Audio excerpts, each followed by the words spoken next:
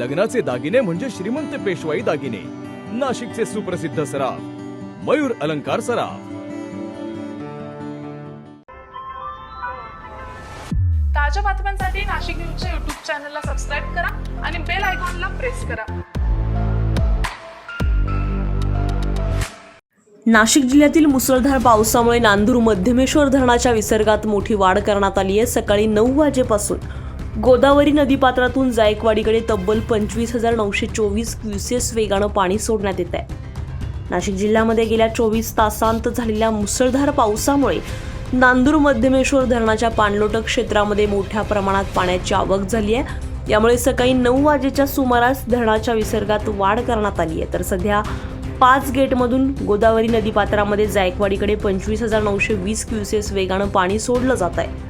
दरम्यान जिल्ह्यातील इतर धरणांतूनही मोठ्या प्रमाणात पाण्याचा विसर्ग सुरू आहे.